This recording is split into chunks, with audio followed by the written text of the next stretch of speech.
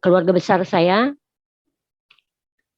semua Muslim. Saat itu saya seperti berhadapan dengan Tuhan yang benar-benar Tuhan. Tuhan yang ada. Lagi membacakan firman Tuhan. Matius 11 ayat 28.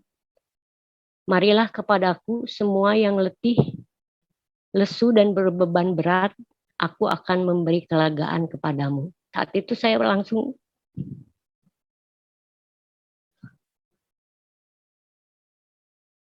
berlutut, berdoa mengikuti. Saya nangis. Apa yang saya rasakan selama ini, saya keluarkan saat itu juga.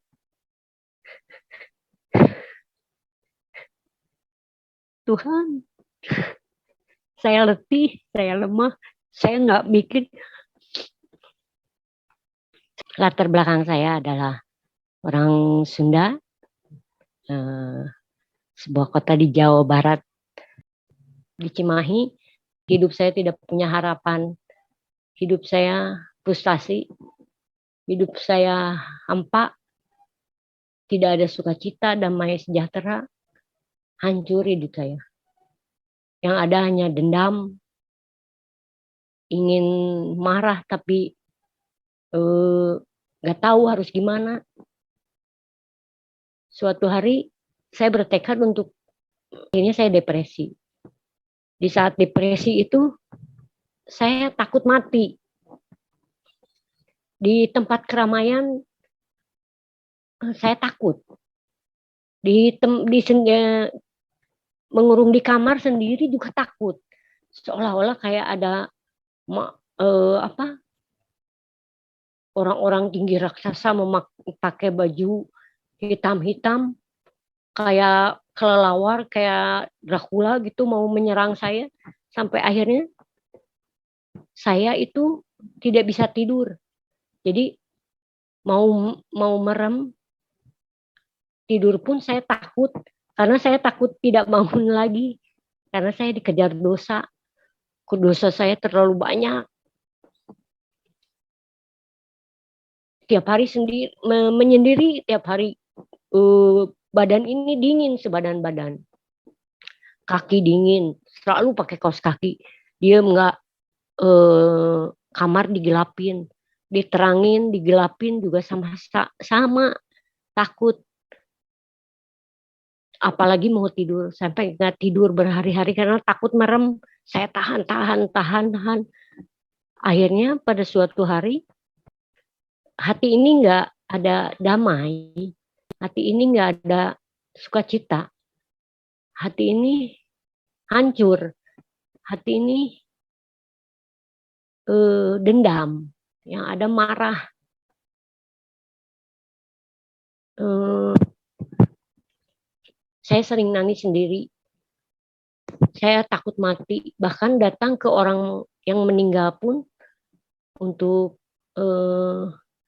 saya takut, karena ya itu saya takut mati dan apa yang saya lakukan nanti di sana, apa yang Tuhan lakukan, karena dosa-dosa saya terlalu banyak, terlalu besar. Akhirnya suatu hari saya sedang eh, sendiri di kamar, saya nggak sengaja ganti channel TV, pindah-pindah channel, dan itu hari Minggu, dan saya berhenti di satu channel TV. Waktu itu ada pendeta Niko lagi membacakan firman Tuhan. Firman Tuhannya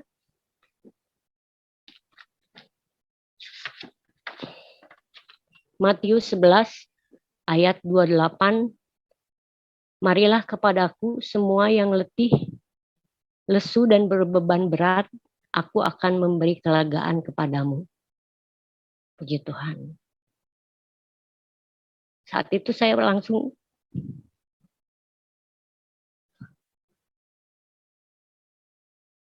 berlutut,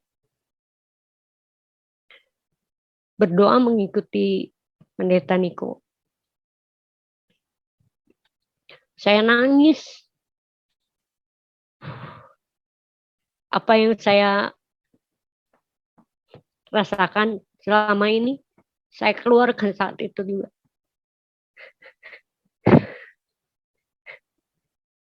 Tuhan, saya letih, saya lemah, saya nggak mikir. Saat itu saya seperti berhadapan dengan Tuhan yang benar-benar Tuhan. Tuhan yang ada. Tuhan yang memeluk saya.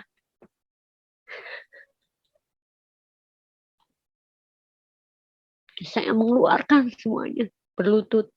Sampai Pendeta Niko selesai berdoa,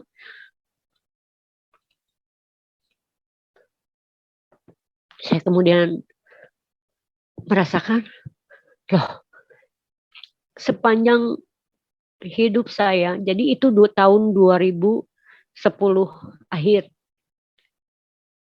Sepanjang itu, punggung saya ini rasanya berat. Saya seperti memikul sesuatu yang entah apa. Saya serasa, ya, dosa. Saya memikul dosa. Dosa saya terlalu banyak. Kemudian setelah saya berdoa itu, berlutut, loh, kok hati saya lega.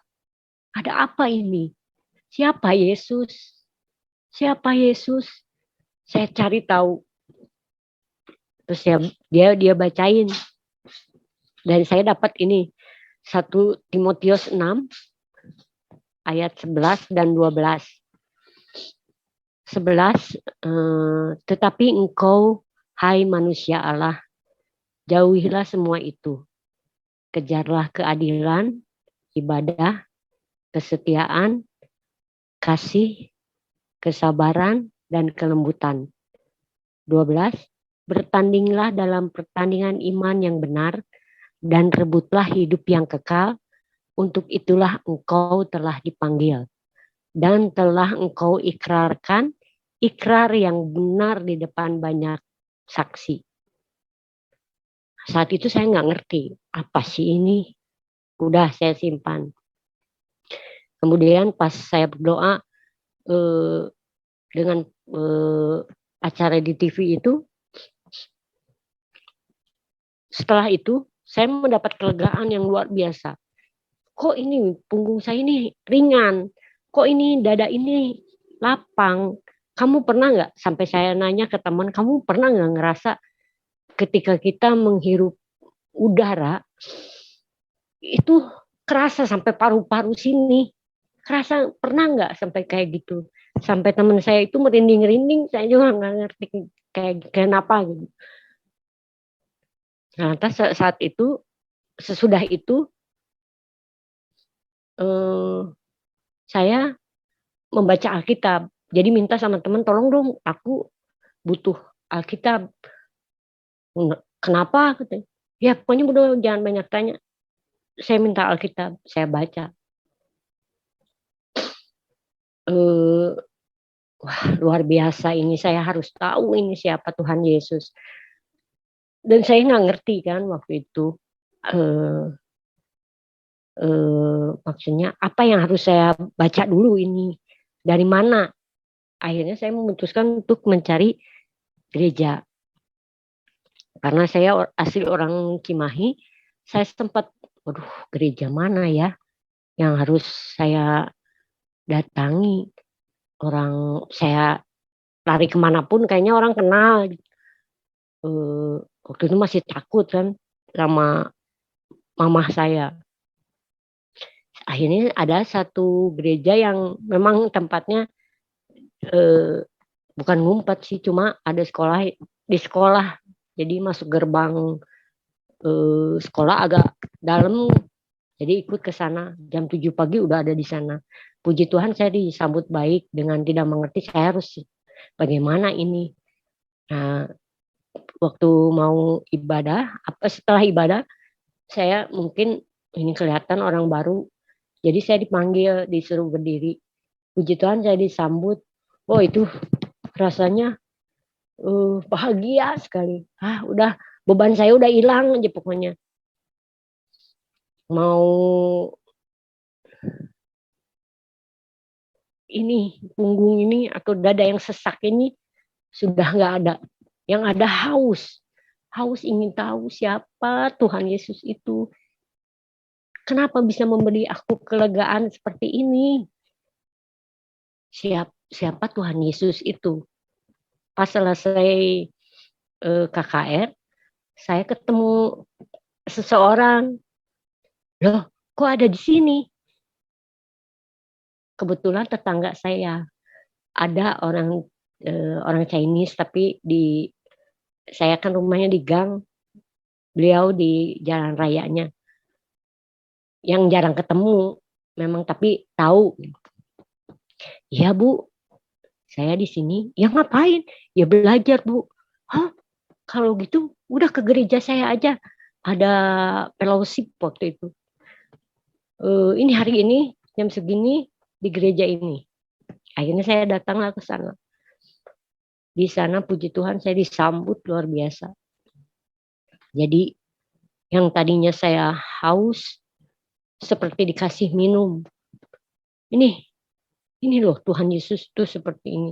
Akhirnya saya menetapkan untuk bergereja di sana. Yang dari awal saya memutuskan untuk ke gereja, saya nyari yang ngumpet-ngumpet, tapi akhirnya hikmat dari Tuhan itu saya bergereja dekat rumah justru, tinggal nyebrang aja. Haleluya, saudaraku yang terkasih dalam Tuhan, ini adalah sebuah kenyataan yang sangat realistis, di mana firman Tuhan telah menjelaskan kepada kita bahwa sesungguhnya bahwa Yesus itu adalah sumber damai sejahtera. Katakan, aku datang membawa damai sejahtera bagi kamu, membawa kelepasan dan membawa kemenangan bagi kamu. Nah, saudaraku, itu telah dibuktikan oleh pesaksi-pesaksi ini, di mana mereka menyaksikan bahwa ketika mereka ada di keyakinan yang lama, mereka tidak ada damai, mereka hanya ada keputusasaan, mereka hanya ada kekecewaan, kegalauan. Mau berdoa kepada siapa mereka? Sementara mereka berdoa, tidak pernah mereka dijawab oleh Tuhan, oleh Tuhannya mereka. Saudara-saudara, mereka kebingungan harus mencari kemana. Ketika mereka bertemu Yesus, Yesus langsung memberikan mereka damai sejahtera. Baru saja mendengar sebuah kutipan ayat Alkitab, langsung bagaikan air yang menyejukkan membasahi dada mereka. Mereka merasa kelepasan, mereka merasa kebebasan, mereka merasa keringanan. Dan itu tidak dapat dilakukan oleh Allah lain, oleh Tuhan lain, karena itu sudah dibuktikan oleh mereka. Nah, bagaimana kesaksian ini selengkapnya? Silakan saudara ikuti bersama kami kesaksian berikut ini. Nah, saudara-saudara, jangan lupa kami terus menghimbau saudara untuk mendukung kami dalam pelayanan, untuk pengembangan pelayanan di media sosial ini, serta pembangunan gedung gereja yang akan kami bangun, yang tanahnya sudah siap, kemarin sudah disiapkan dan sekarang akan segera dibangun. Kami mohon dukungannya, dana dari saudara dapat disalurkan di nomor rekening yang tertera di atas ini. Terima kasih, Tuhan Yesus memberkati. Ibu Bapak terkasih, saya mau bersaksi. Saya ini latar belakang saya adalah orang Sunda, sebuah kota di Jawa Barat, dan saya lahir dari anak pertama dari 2 kakak beradik.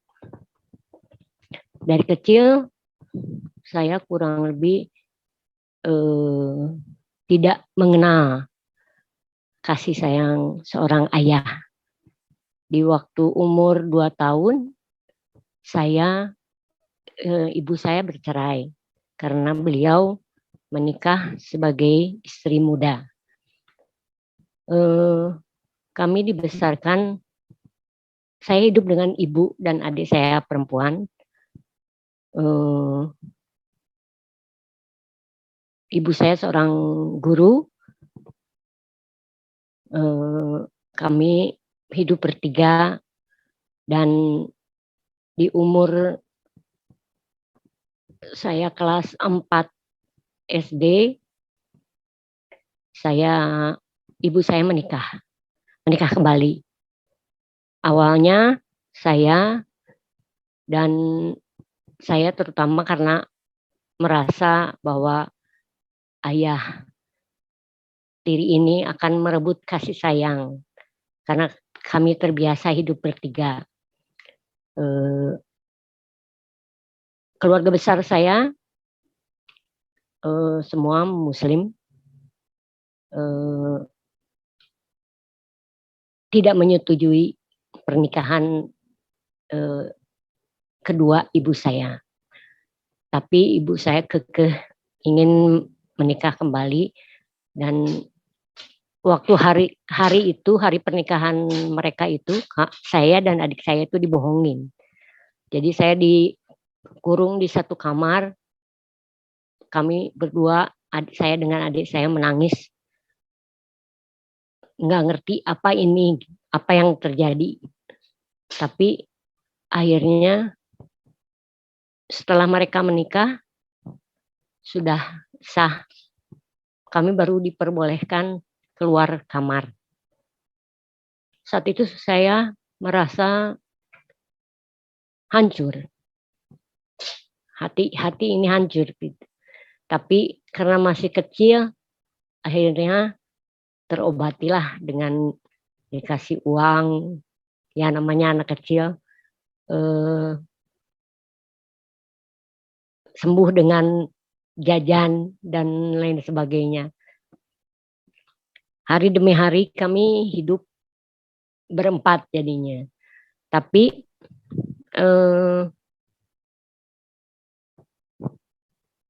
saya belum sempat mengenal lebih jauh. Kalau seumpama saya mengalami hal itu, saya ingin calon suami saya dekat dulu dengan anak-anak. Tapi saya ngomong begini bukan berarti menyalahkan almarhum ibu saya.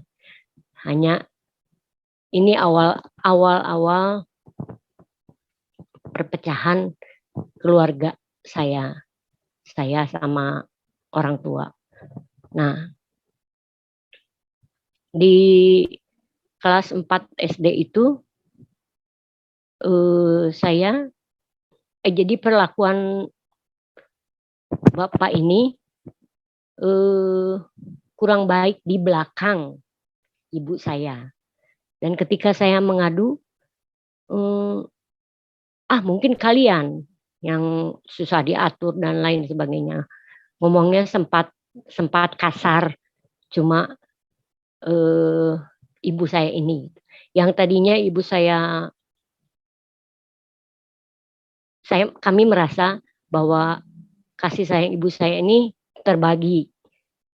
Nah, terbagi, tapi ibu saya ini tidak mau mendengarkan apa sih maunya anak-anak ini, atau yang saya harapkan begitu, dimengerti. Nah, perlakuan ayah saya ini di belakang kurang lebih kalau bisa dibilang jahil.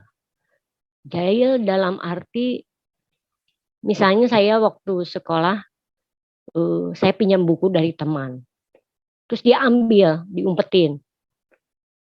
Otomatis saya harus mengganti ke teman saya. Itu pun dilakukan kepada adik saya juga.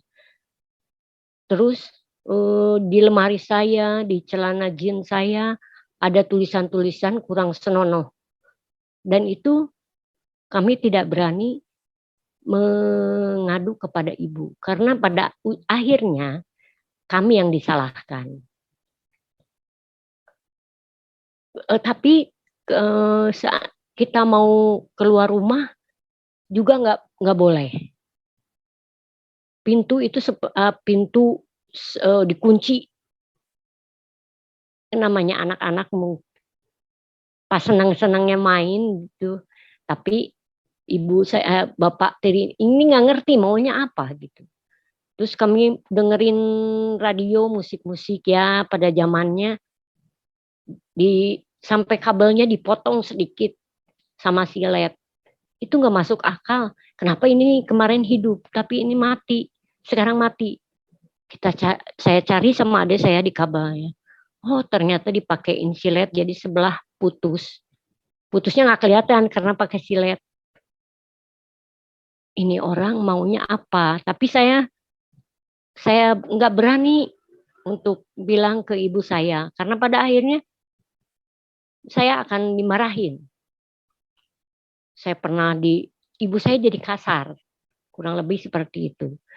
Saya pernah dilempar sama kaset sampai kena ujungnya, kena ini sampai berdarah, sama sapu, dipukul, kan sakit. Jadi kami berdua sama adik saya ini sampai berpikir untuk di sekolah waktu SD itu, sampai berpikir di sekolah itu gimana nih caranya ngebunuh orang ini. Anak seusia SD berpikir sampai sejauh itu. Teman-teman pun yang saya aduin, misalnya teman-teman SD saya yang saya aduin, cuma melongo, nggak ngerti. Ya mereka juga nggak tahu mungkin harus ngapain, harus gimana menolong saya. Karena saya sendiri pun, ya saya sama adik saya pun nggak mengerti harus bagaimana. Hari demi hari, ya mau tidak mau kami lalui karena kami nggak berdaya. Mama saya seorang guru, jadi dia ngantor kalau pagi-pagi ngajar. Jadi kalau dia ada di rumah, kalau mama saya pergi, kami ada di rumah, kami tidak berani di rumah.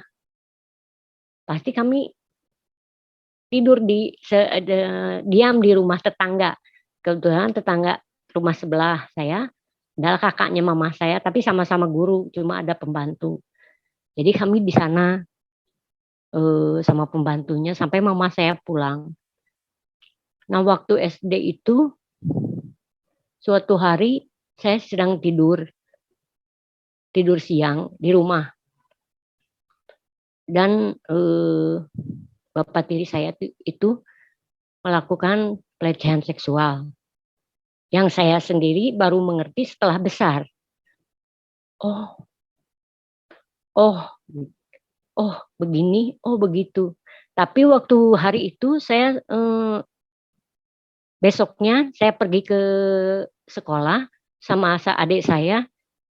Adik saya waktu itu kelas 2 SD, saya kelas 4, saya juga nggak ngerti. Kenapa ya paha saya lengket, tapi saya juga nggak ngerti. Adik saya cuma diem aja. Udah dari situ saya rahasiain.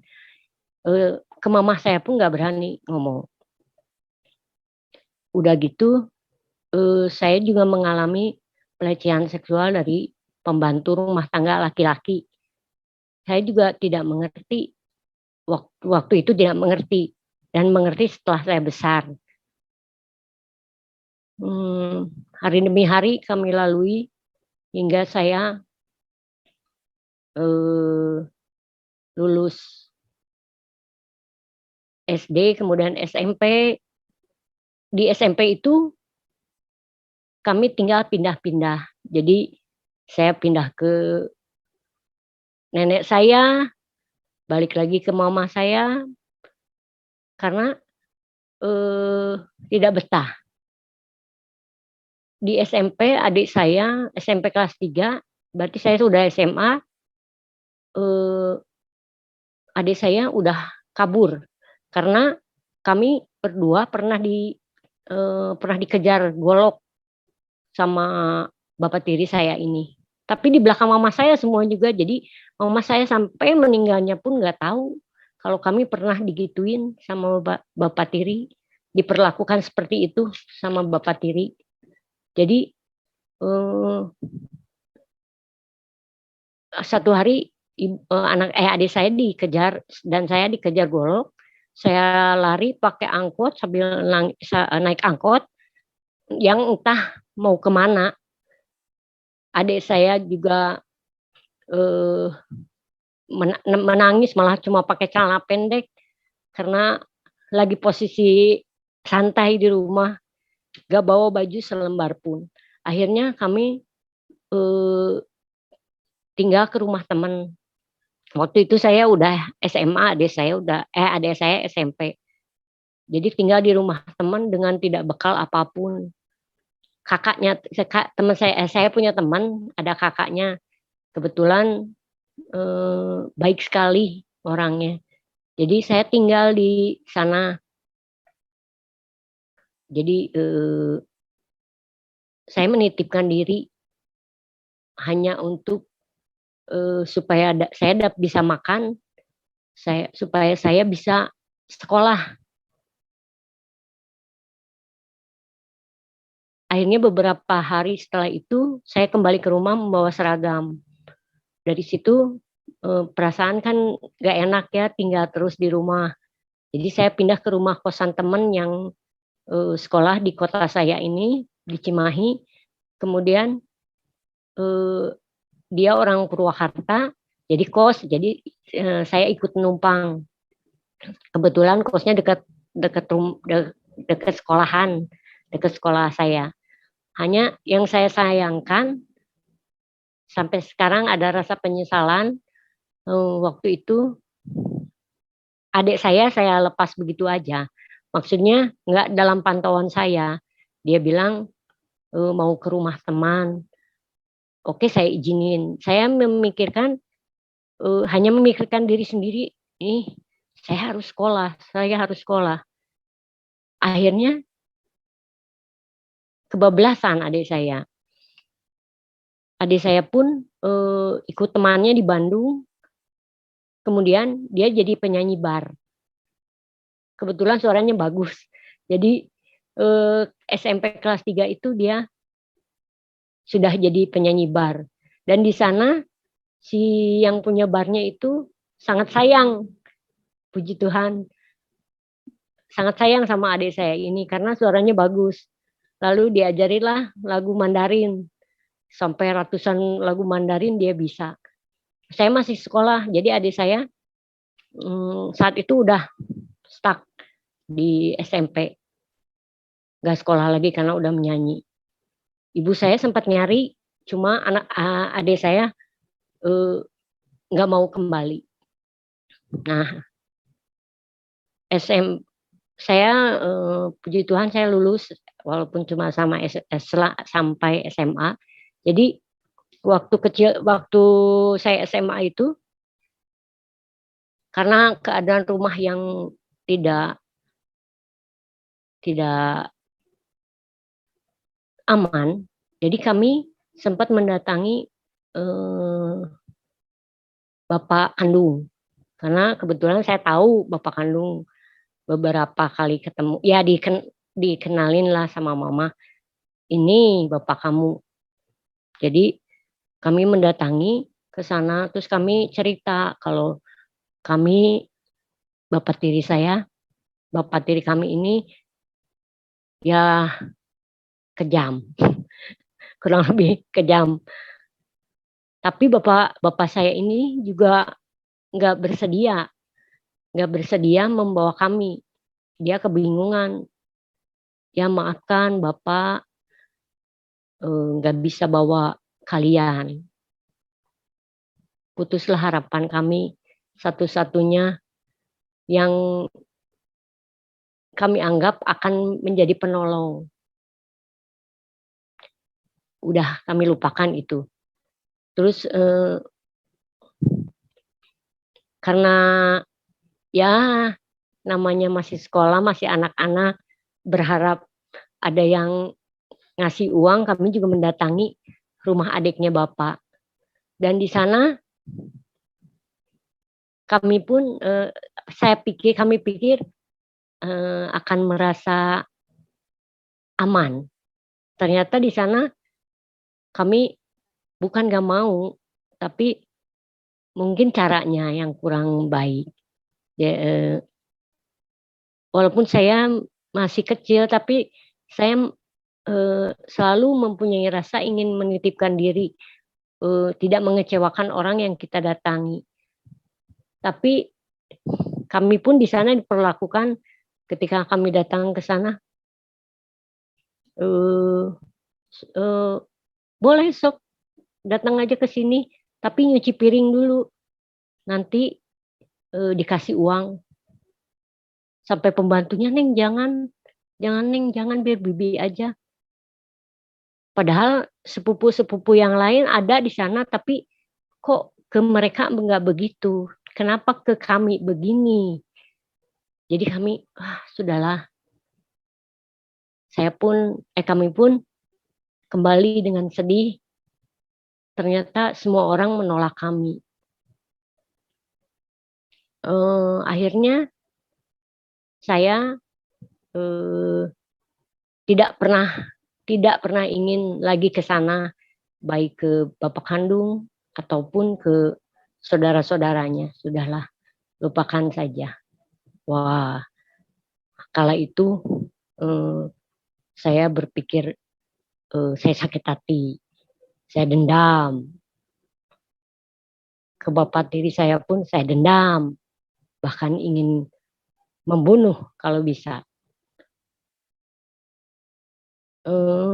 SMA, puji Tuhan saya lulus.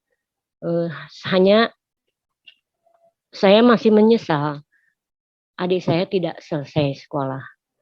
Nah, sekeluarnya dari SMA, puji Tuhan juga saya dengan nilai bagus walaupun saya hidup di jalan. Jadi dari SMA itu saya udah narkoba. Tangan saya disilet-silet.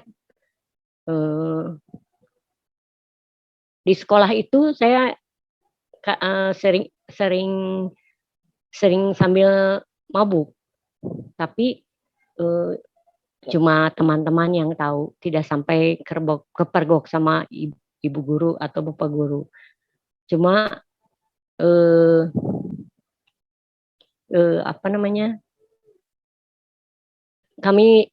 saya merasa ya saya hidup dari rumah orang ke rumah orang dengan harapan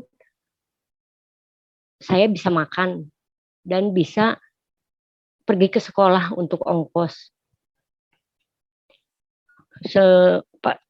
Waktu lulus, kemudian saya pulang ke rumah sebentar, memperlihatkan hasil rapot, dan saya bawa baju untuk kemudian saya pergi lagi. Dari situ saya kemudian kerja malam, lulus SMA. Kerja malam di Bandung, dan saya kos juga di Bandung, kurang lebih 1 tahun, kemudian saya menikah. Saya menikah di umur 20, lulus SMA itu 92, tahun 92. Saya lulus SMA tahun 92, tahun 2000 saya 94 saya menikah. Punya anak 1, kemudian 2 tahun kemudian saya bercerai. Tahun 96. Dari situ tetap saya kerja malam, karena saya tidak punya harapan lain sepertinya. Jadi saya bekerja, tapi tetap tapi kemudian tinggal di rumah mama kembali. Karena saya pikir, saya punya uang nih, mana berani dia macam-macam sama saya. Dan iya, dan benar, bapak tiri saya itu diam, tidak tidak berani macam-macam lagi sama saya karena saya punya uang. Nah, tahun 97 saya memakai narkoba selama 4 tahun sampai 2001. Wah, kalau saya ceritain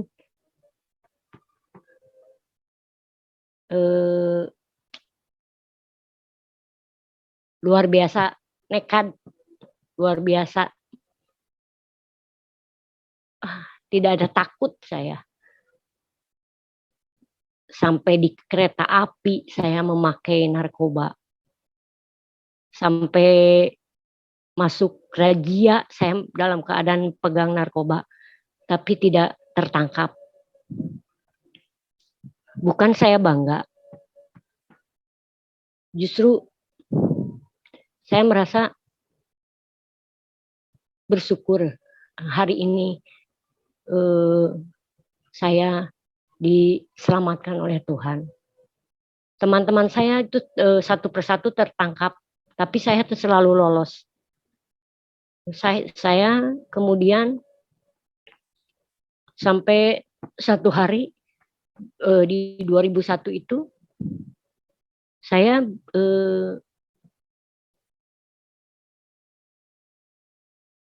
bertekad karena teman dekat saya tertangkap. Sampai saya pernah suatu hari dijebak teman. Itu pun seolah-olah saya dikasihin ke polisi karena saya bawa narkoba beberapa butir. Tapi untungnya si polisinya ini tahu kalau bukan kamu, bukan kamu, saya tahu kok teman kamu yang maranin kamu, katanya. Puji Tuhan, itu seandainya hari itu saya tertangkap, hancur dunia saya, hancur hidup saya. Nah, karena banyak teman saya yang ditangkap, saya bertekad untuk berhenti. Harusnya mungkin kalau nggak ada tekad dari diri sendiri, itu saya sudah direhab. Harusnya. Karena saya itu pakai tiap hari. Jadi barang itu selalu ada, selalu pegang. Mau pagi, mau siang, mau sore, mau malam. Saya pakai terus, bisa nggak tidur sampai 3 hari. Nah, nggak tidur 3 hari, saya judi. Judi sekalinya nggak tidur 3 hari, sekalinya tidur bisa 3 hari lagi. Nanti nggak tidur lagi 3 hari lagi, 4 hari lagi, karena make lagi.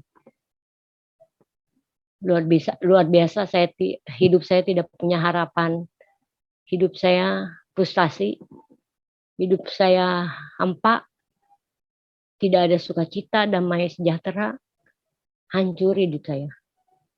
Yang ada hanya dendam, ingin marah tapi nggak tahu harus gimana. Suatu hari saya bertekad untuk berhenti karena teman dekat saya tertangkap. Teman dekat saya tertangkap, saya buangin barang-barangnya. Itu pun karena itu pun saya sakau, cuma saya udah bertekad, saya harus berhenti. Dan puji Tuhan, saya berhenti, saya buangin alat-alatnya ke selokan besar dengan adik saya yang ada adik sepupu yang tinggal di rumah saya. Dia yang buang karena ketakutan ditangkap.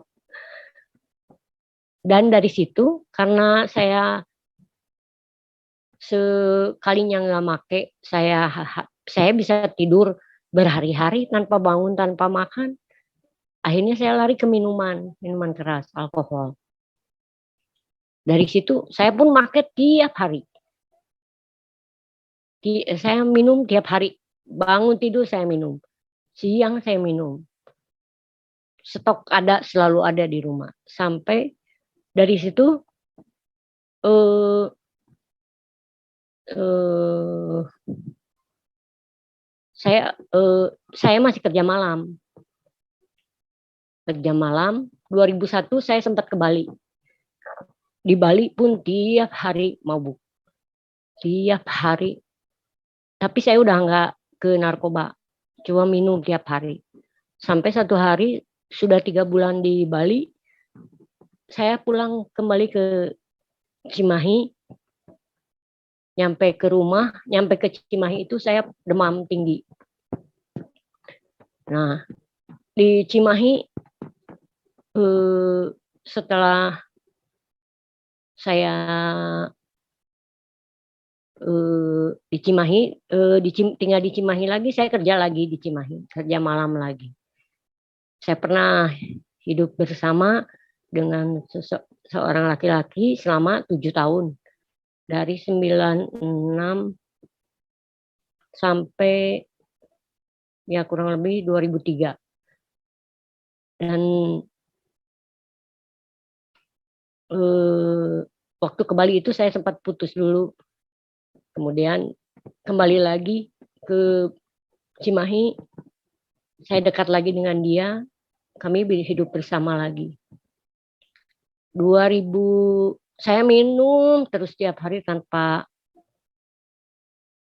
Jadi sepertinya makanan pokok saya adalah minuman keras.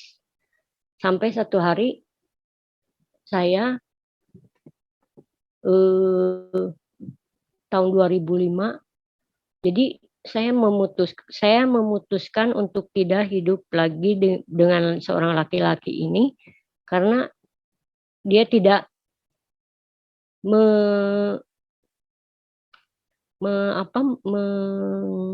tidak ada masa depan, seolah-olah tidak ada masa depan, tidak mengajak saya ke arah yang baik. Malah waktu saya memakai narkoba pun dengan dia. Tapi dia berhenti duluan. Saya tidak diajak untuk berhenti. Malah dia seolah-olah karena saya masih pakai, dia seolah-olah mengibliskan saya. Kamu tuh iblis, jangan ajak-ajak saya. Padahal awalnya dia yang ngajak saya untuk memakai narkoba. Akhirnya saya memutuskan untuk tidak bersama dia lagi. Di tahun 2003, saya di Bali cuma kurang lebih 3 bulan. Setelah dari Bali saya kerja malam lagi, minum terus tiap hari. 2005 hidup saya sia-sia. Pokoknya hidup saya sia-sia hari-hari itu. Tahun-tahun itu sia-sia sekali. Tidak ada tujuan, tidak ada harapan. Melakukan ini buntu, melakukan itu buntu. Akhirnya 2005 karena saya terlalu banyak minum, saya kemudian terkena stroke ringan sekali. Saya ke rumah sakit. Kemudian setelah beberapa hari sembuh, saya minum lagi.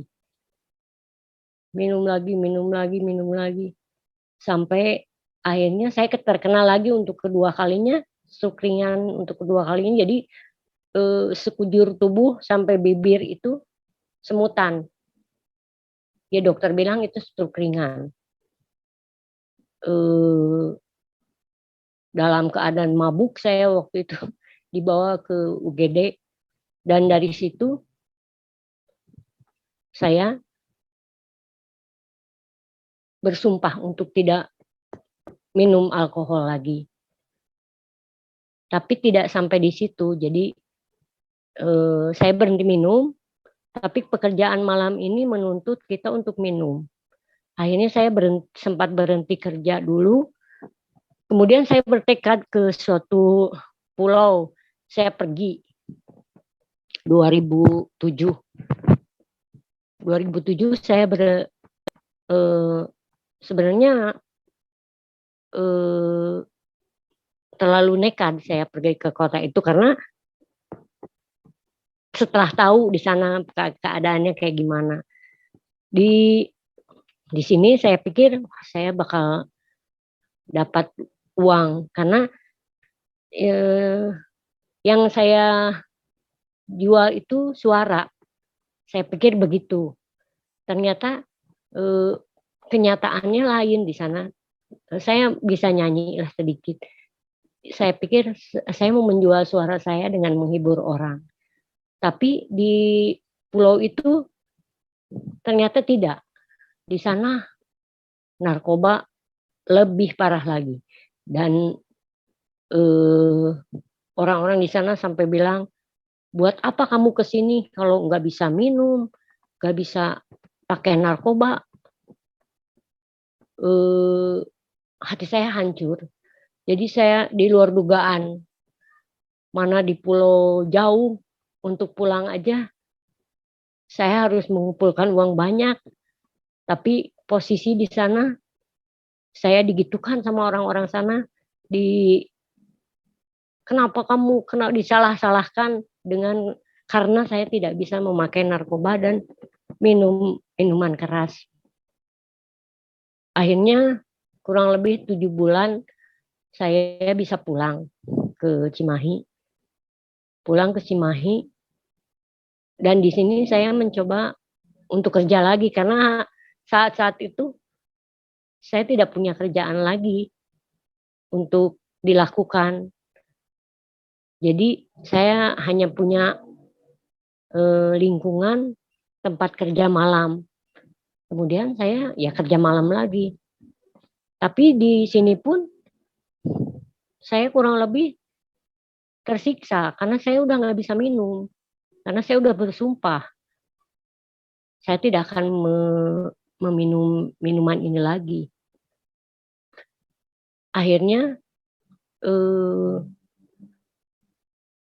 sempat beberapa bulan bekerja dengan melihat kondisi, suasana, situasi malam yang sudah bikin saya muak. Bikin saya apa ya? Ya saya sudah tidak mau ke sana. Hanya saya buntu. Akhirnya saya berhenti bekerja dan bertekad untuk tidak bekerja lagi. Tapi posisi saya tidak punya uang, tidak punya penghasilan. Dan akhirnya saya depresi. Di saat depresi itu kurang lebih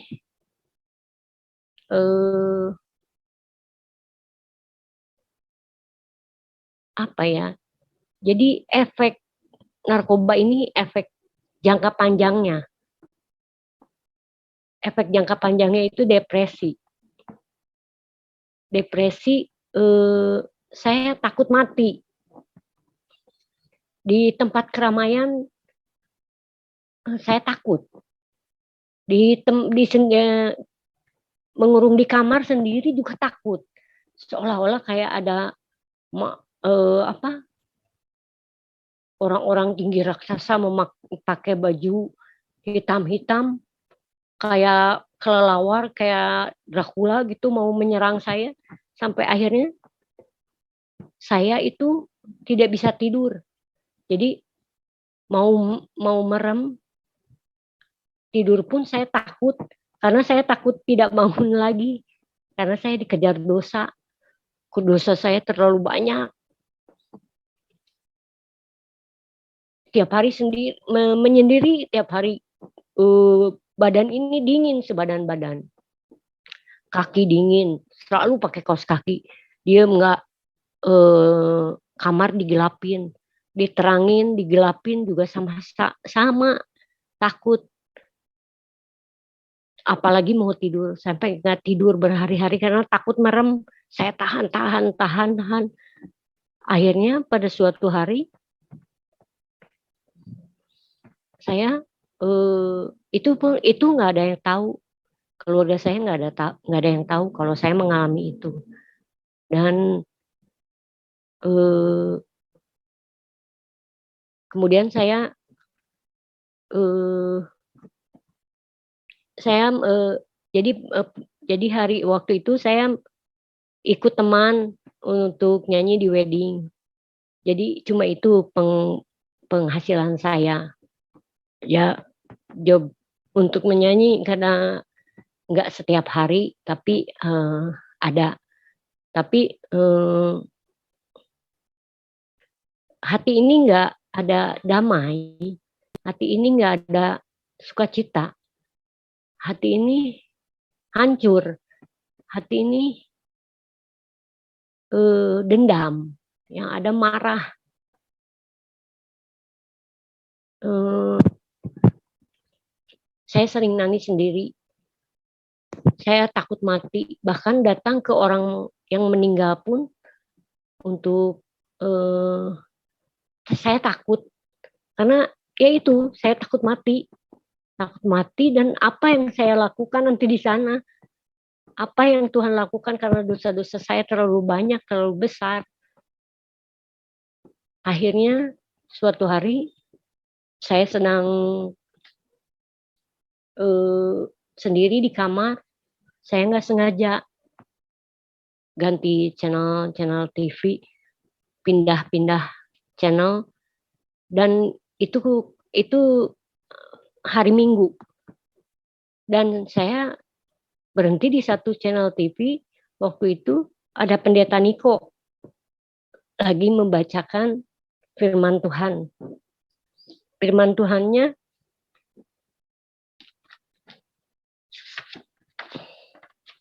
Matius 11 ayat 28.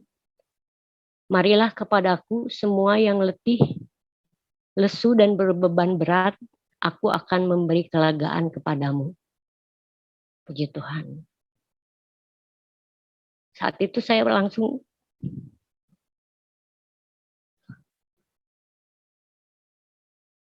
berlutut, berdoa mengikuti pendeta Niko.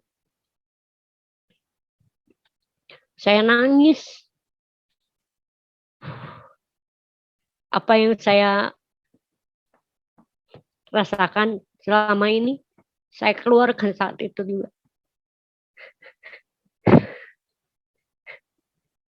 Tuhan, saya letih, saya lemah, saya nggak mikir. Saat itu saya seperti berhadapan dengan Tuhan yang benar-benar Tuhan. Tuhan yang ada. Tuhan yang memeluk saya.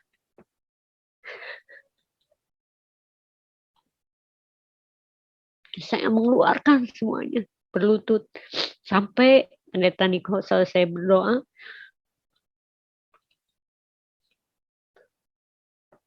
saya kemudian merasakan, loh, sepanjang hidup saya, jadi itu tahun 2010 akhir. Sepanjang itu, punggung saya ini rasanya berat. Saya seperti memikul sesuatu yang entah apa. Saya serasa, ya, dosa. Saya memikul dosa. Dosa saya terlalu banyak. Kemudian setelah saya berdoa itu, berlutut, loh, kok hati saya lega? Ada apa ini? Siapa Yesus? Siapa Yesus? Saya cari tahu. Kemudian, sebelum itu, saya lupa terlewat. Di kurang lebih tahun berapa, anak saya sempat sakit. Saya punya anak dari pernikahan saya, laki-laki. Kemudian sempat sakit, saya punya teman yang Nasrani. Kebetulan itu hari Minggu, dia telepon saya, ya anak kamu sakit ya. Kamu di mana ini? Di gereja. Saya keluar begitu aja dari mulut saya. Tolong dong mintain ayat emas. Saya nggak ngerti juga ayat emas itu apa waktu itu, saat itu. Tapi dia kasih, oh iya sebentar katanya. Terus dia bacain. Dan saya dapat ini 1 Timotius 6 ayat 11 dan 12. 11, tetapi engkau, hai manusia Allah, jauhilah semua itu. Kejarlah keadilan, ibadah, kesetiaan, kasih, kesabaran, dan kelembutan. 12, bertandinglah dalam pertandingan iman yang benar, dan rebutlah hidup yang kekal, untuk itulah engkau telah dipanggil. Dan telah engkau ikrarkan ikrar yang benar di depan banyak saksi. Saat itu saya nggak ngerti, apa sih ini? Udah saya simpan. Kemudian pas saya berdoa dengan acara di TV itu, setelah itu saya mendapat kelegaan yang luar biasa. Kok ini punggung saya ini ringan? Kok ini dada ini lapang? Kamu pernah nggak, sampai saya nanya ke teman, kamu pernah nggak ngerasa ketika kita menghirup udara itu kerasa sampai paru-paru sini? Kerasa, pernah nggak sampai kayak gitu? Sampai teman saya itu merinding-rinding, saya juga nggak ngerti kayak kenapa gitu. Nah, saat itu, sesudah itu, saya membaca Alkitab. Jadi minta sama teman, tolong dong, aku butuh Alkitab. Kenapa? Ya pokoknya udah jangan banyak tanya. Saya minta Alkitab, saya baca. Wah, luar biasa ini, saya harus tahu ini siapa Tuhan Yesus. Dan saya nggak ngerti kan waktu itu. Maksudnya apa yang harus saya baca dulu ini, dari mana. Akhirnya saya memutuskan untuk mencari gereja, karena saya asli orang Cimahi. Saya sempat, waduh, gereja mana ya yang harus saya datangi. Orang saya lari kemanapun kayaknya orang kenal. Waktu itu masih takut kan sama mamah saya. Akhirnya ada satu gereja yang memang tempatnya bukan ngumpet sih, cuma ada sekolah di sekolah. Jadi masuk gerbang sekolah agak dalam. Jadi ikut ke sana jam 7 pagi udah ada di sana. Puji Tuhan saya disambut baik. Dengan tidak mengerti saya harus bagaimana ini.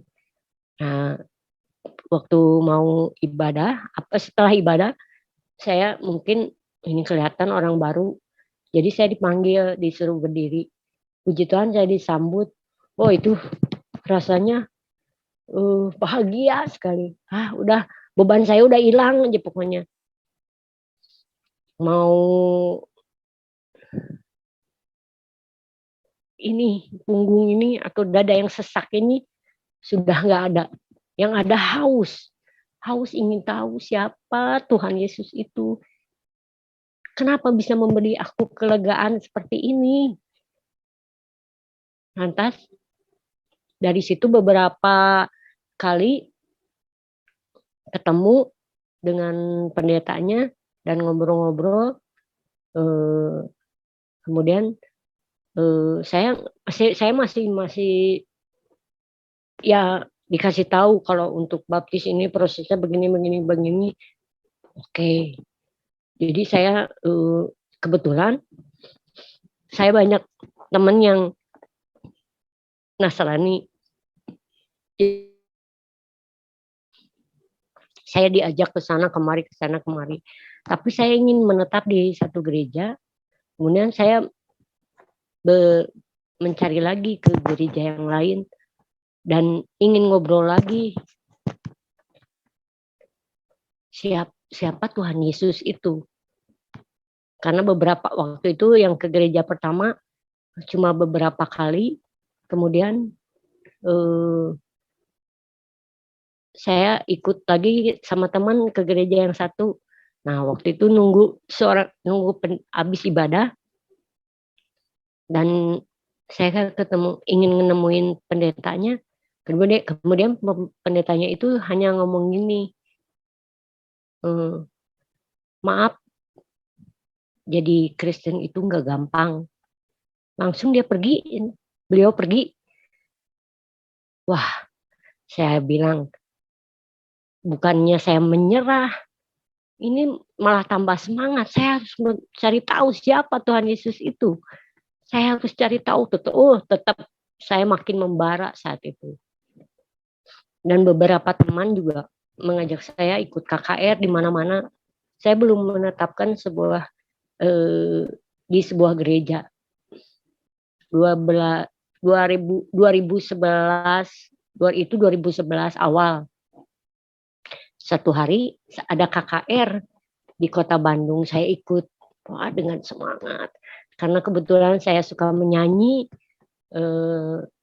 jadi dengan band yang riuh rendah yang membakar api, membakar semangat.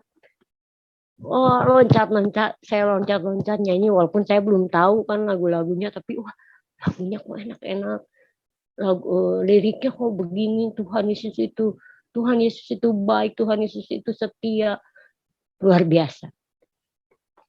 Kemudian pas selesai KKR, saya ketemu seseorang. Loh, kok ada di sini? Kebetulan tetangga saya ada orang Chinese, tapi saya kan rumahnya di gang, beliau di jalan rayanya. Yang jarang ketemu memang, tapi tahu. Iya, Bu, saya di sini. Ya ngapain? Ya belajar, Bu. Hah? Kalau gitu udah ke gereja saya aja. Ada fellowship waktu itu. Ini hari ini jam segini di gereja ini. Akhirnya saya datanglah ke sana. Di sana puji Tuhan saya disambut luar biasa. Jadi yang tadinya saya haus seperti dikasih minum. Ini loh Tuhan Yesus tuh seperti ini.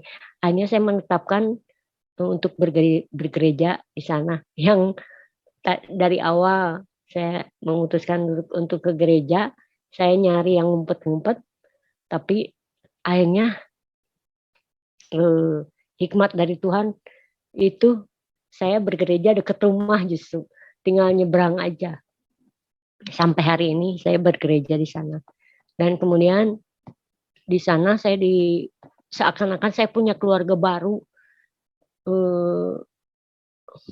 Ibu bapak rohani saya, Ibu Gembala dan Bapak Gembala, puji Tuhan menyambut saya luar biasa.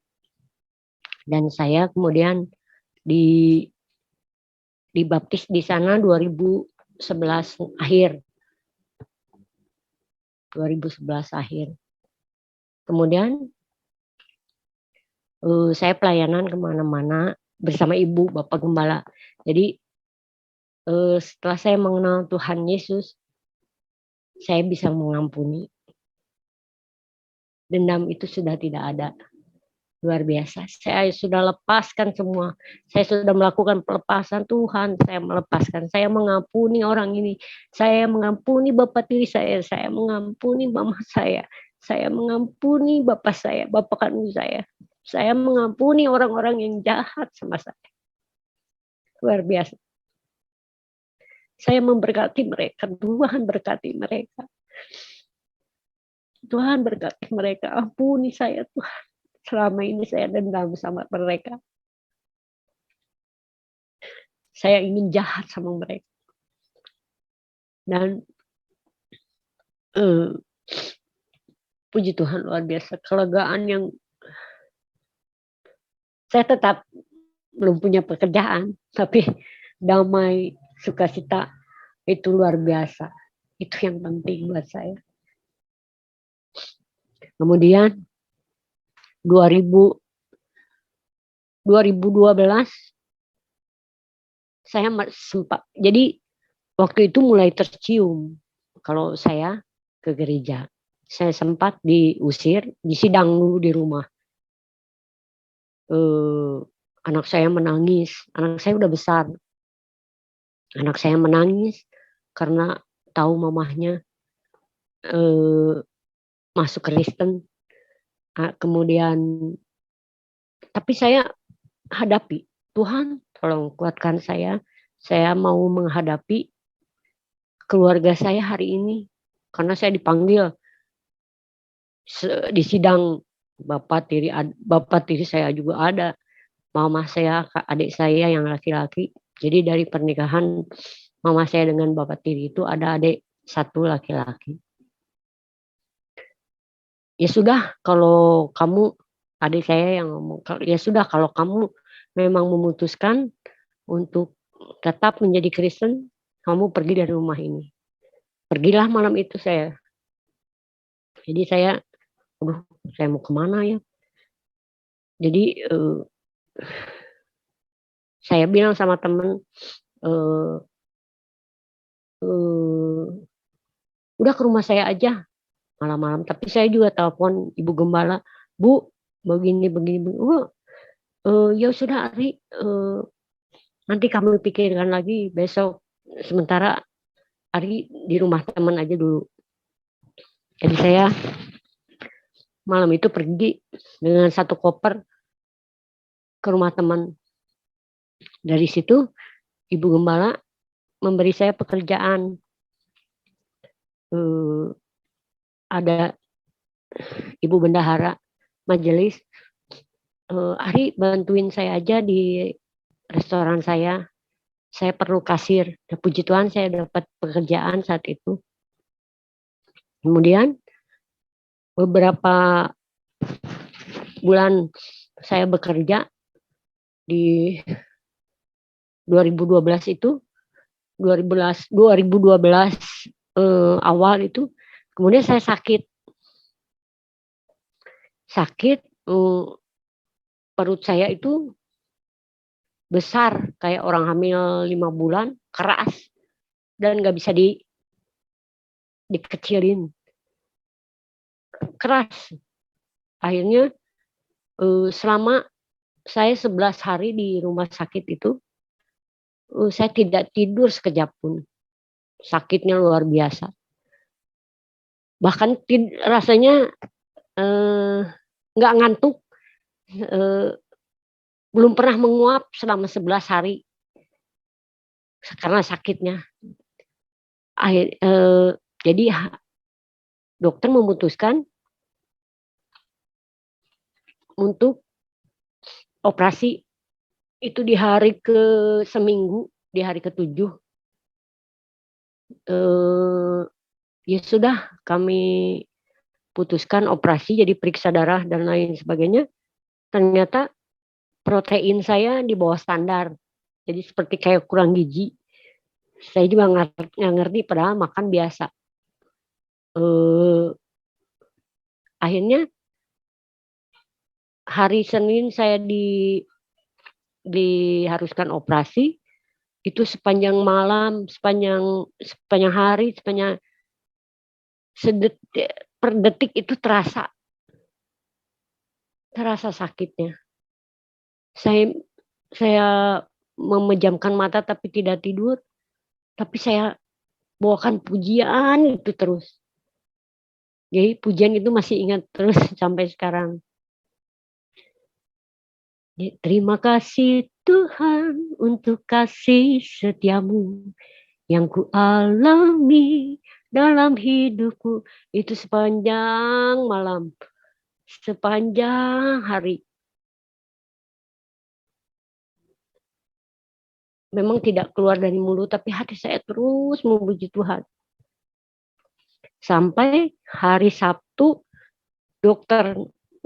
visit dokter pagi-pagi, saya sendiri juga nggak tahu itu kapan perutnya kempes. Luar biasa. Loh, kata dokter, itu saya waktu sebelum visit dokter itu, saya belum sadar kalau perut saya kempes. Terus kata dokter, loh ini perutnya udah kecil, udah kempes katanya. Hah? Saya sendiri juga heran. Kapan kempesnya? Saya nggak tahu dok. Ya udah nggak jadi operasinya katanya gitu. Puji Tuhan luar biasa. Saya ingat cerita dalam Alkitab yang wanita memegang jubah. Saya bayangkan saya memegang jubah Tuhan Yesus.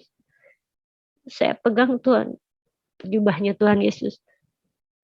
Terima kasih Tuhan untuk kasih setiamu. Sepanjang malam itu, puji Tuhan luar biasa. Dan akhirnya 11 hari saya sembuh, pulang ke rumah. Itu Tuhan nyatakan terus bahwa aku ada loh. Aku ada. Tenang, aku ada. Jangan takut, aku ada. Seperti itu. Luar biasa. Nah, 2012 akhir, jadi ada seorang laki-laki yang mendekati saya. Dan dia menyerang mama. Maksudnya ibu saya. Maksudnya menyerang. Dia ingin menikahi saya. Tapi dia non-Kristen. Saya sudah tolak. Saya tidak akan menikah kalau tidak seiman. Lantas dia bicara dengan, waktu itu saya pernah nyanyi ke Pulau Umang selama 3 hari. Nah hari itu laki-laki ini mendatangi mama saya. Jadi saya ingin menikahi anak Ari. Mama saya kan merasa kebetulan gitu loh. Kebetulannya anak saya bisa ditarik lagi gitu menjadi ke agama sebelumnya. Akhirnya mama saya nangis-nangis. Setelah saya pulang nyanyi itu, nangis-nangis, tolonglah kembalilah. Aduh, itu sambil bersujud di kaki saya. Saat itu saya nggak ngerti, salahnya saya tidak berbicara dulu sama seseorang gitu untuk minta pendapat.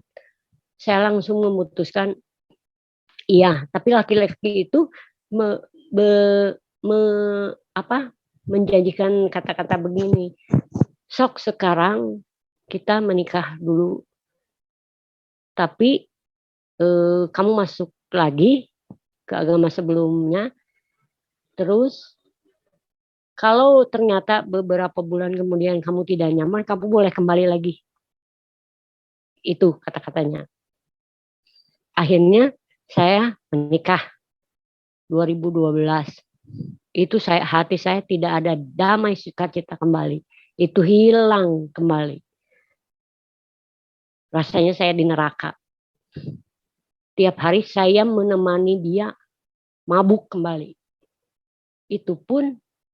Tapi saya tidak ikut minum, cuma mengantar. Jadi ikut dia tiap hari karena entertainnya seperti itu. Ke tempat-tempat malam lagi seperti itu. Saya udah capek.